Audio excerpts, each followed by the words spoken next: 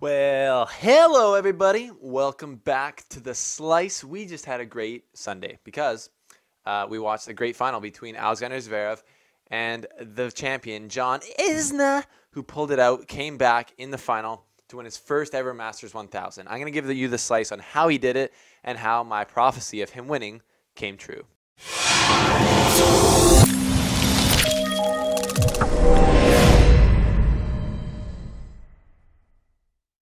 As some of you may notice, my predictions as of lately have been pretty spot on, I would say. So, people are starting to call me the tennis prophet, as I am prophesying the future. And speaking of prophesying the future, or being prophetic, happy Easter.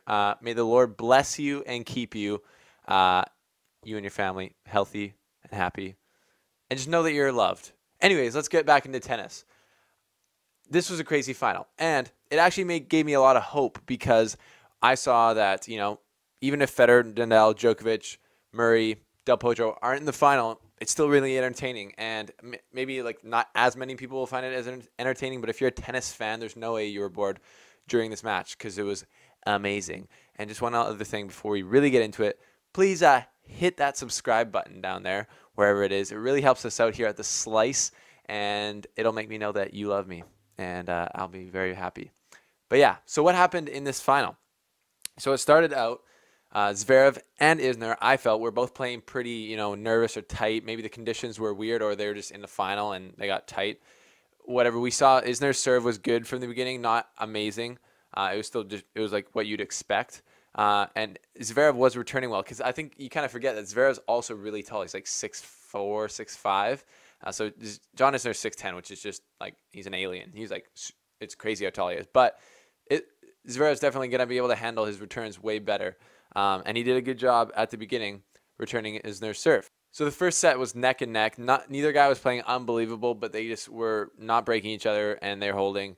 Goes to the tiebreaker, and Zverev played pretty clutch in the tiebreaker. He pulled it out, and Isner got a little bit tight, and Zverev took that set. So then you're thinking, uh-oh, this is not looking good, because at the beginning part of the second set, Isner's serve seemed to start going away. He wasn't hitting a lot of first serves, and when he was, Zverev was returning a lot of them, which isn't really normal. Because I think somebody gave the stat that in the whole Miami tournament, less than 50% of the serves that John Isner got in the court in general, even including second serves, less than 50% of them even came back in the court, which is, could you imagine playing tennis with that big of a weapon?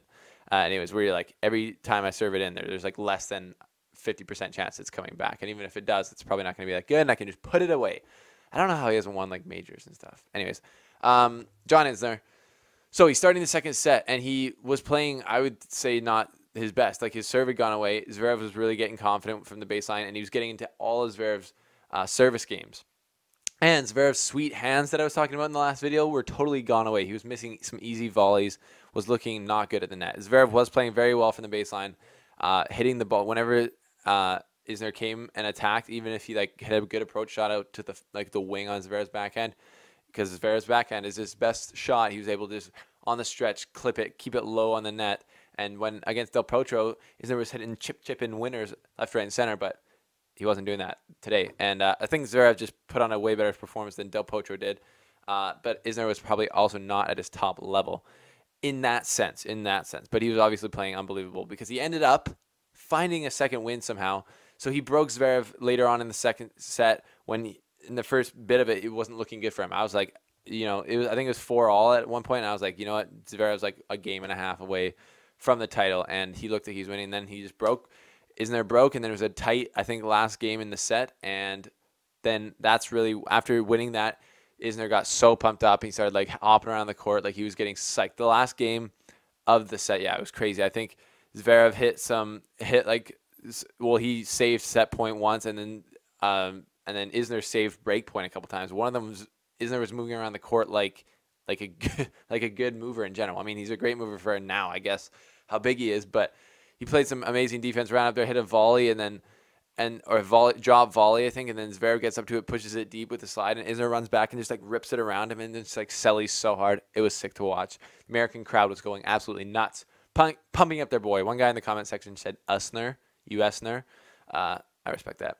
Good name.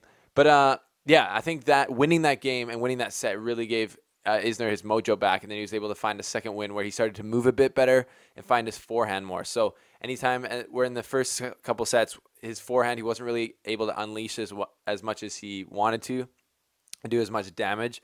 But in the third set, he really did start to find that. So when he was serving and the balls would come back, or in the rally, he was playing smart. He's been rallying great. Like, he used to just miss so many times in the rallies, and you could only really live or die on his serve and his attacking shots. But he's playing way better defense, slicing way better in this tournament. And in the third set, we saw a lot of that. And then when he did get forehands, he was able to move around it nicely and actually unload and get clean winners off of it. So that put Zverev more on his back foot, I think. And then at the end of the match, Zverev's only 20.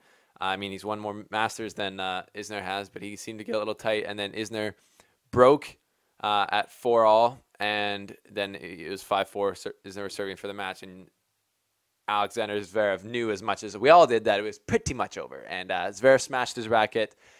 Kind of whatever, cool, that's sweet, respect it. Kind of lost it there mentally, obviously. And I think Isner came out in the final game and served like 3 aces and sealed it and sallied hard. And that was a sweet moment to watch today. Isner found a way to make it through this match. So it wasn't looking good for him, and then he found a second win. Unbelievable entertainment on court today, and it was awesome to watch. Congrats to John Isner. John R. Isner, not quite yet a friend of the show. Haven't made contact with him. But if you're watching, John Isner, we love you at the Slice, because that was a great performance. And afterwards, the guys were so sweet to each other. Total mutual respect there. And it was really cool to see John Isner get his first Masters 1000. I didn't really think it would ever happen, but in the land of opportunity that is now, with none of the big four really playing their best tennis or playing at all, it's up for grabs right now. So congrats to John Isner. Played amazing. Zverev, it's actually a very positive week for Zverev as well, because Zverev had a rough start to the season. Everyone's like, oh, he's mentally off, which is true. Somebody said in the last video, said I called him immature for getting frustrated. I didn't say that. I said he gets frustrated because he's immature, and he's not like more immature than anyone else. He's just 20, which means you're not that mature. Maturity comes through time spent on the tour, winning, and et cetera, et cetera. So yeah, obviously Zverev's mental game isn't at the peak performance, and in that sense, he can be immature. But I'm not like saying that he's trash or anything, obviously, because he's like ranked number 4 in the world. I don't know who said that, or else I would call your name. But yeah, great final there between John Isner and Alexander Zverev, who is not going to be too sad because he gets to go home to his little puppy to console him and get some puppy kisses. And John Isner is going to go into the top 10, I think, which is big for him. I think he's been there before. So he's a journeyman. He's like 33, but he's just got the biggest moment of his career. I think he said, I saw a quote on Instagram. If you're not following me on Instagram, at the Slice Tennis, follow it. John Isner said, this is how Federer must feel every week. So that's probably a pretty good feeling. And that's pretty funny. But congrats to John Isner. And now I'm going to go into a section that we all know here as fantastic comments. And to get your comment featured, he's got to be funny in the comment section, okay? Not just like boring. Say something funny, make a joke, roast people. We're a roast focus zone. Like in the Slice, you're allowed to roast people, make fun of players, tennis, whatever. To keep it loose. It's not all serious here. So I like when people roast me in a nice way. And roast the tennis players and whatever. So I'm going to show some of my most fantastic comments from the last video. So on the video that I made about Kokkinakis beating Federer, Amir Sanchez said, any relation with Roger Federer's losing 2 matches in a row and Steven shaking Roger Federer's hand in Indian Wells?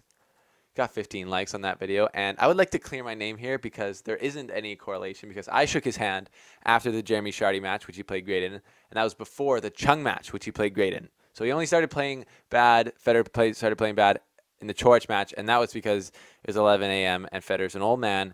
And he probably had to wake up his kids, and he's like, wait, I'm usually still sleeping at 11 a.m. Why am I on the court right here?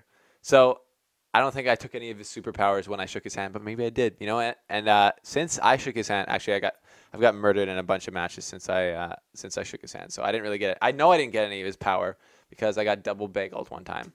And I don't think Federer's ever been double bagelled in his entire life. Vinny Boy, who has been active on Instagram, I think, said all the non-Australians have no idea how happy we are down under. We are going nuts. So he was stoked that Kokkinakis beat Federer, and then Kokkinakis lost in the next round to Verdasco. Classic upset and then loss. But I think Kokkinakis is for real, and he'll pick it up. And the last comment is Alex Zhu said, when Federer lost, I got so mad that I punched my vitamins across my living room. Well, that's interesting. I'm definitely guilty of throwing things when Federer's lost in the past, being a big Federer fan. So I get what you mean. Were you just like eating the vitamins like this? You're like trying to get healthy, and then he loses, and you're just like pew. You're like pew. Oh, that actually hit the tripod. I think we're good though. We good though in the Slice Studios. We don't break that easily here. We break about as easily as John Isner gets broken, which is 0 times by Alexander Zverev. But anyways, that's the show, folks. I will be releasing a couple videos here in the next weeks or two talking about Djokovic's problems. What's going on with the Joker? Is he done? Is he done? He broke up with Agassi, and I think I'm going to do a little bit of investigative journalism into what is going on and give you the slice on that. I'll probably do a clay season preview once I know a little bit more about Rafa's status, because obviously he's the biggest news in the clay season. I'm still bummed that Federer's not playing. He should definitely play. I was watching him versus Nadal in a clay court match like from 2013 or something. It's just he's a sweet clay court player, and it's fun to watch on clay. And I'm sad that we're probably never going to see him play clay again. But yeah, I'll do a video previewing that. And then we'll get into more stuff. The Monday Night Slice is coming at you Monday night, and we'll probably do a YouTube live session for that. So stay tuned to YouTube. Maybe make a marker. Turn on the notifications up here or whatever, the little bell. If you click on that, then you'll be notified when the video comes live. So then you can join in and ask questions and get your questions heard on the podcast. But that's been the show, folks. This is The Slice. Don't forget to like and subscribe this video. Please, it helps us out. But thank you for watching.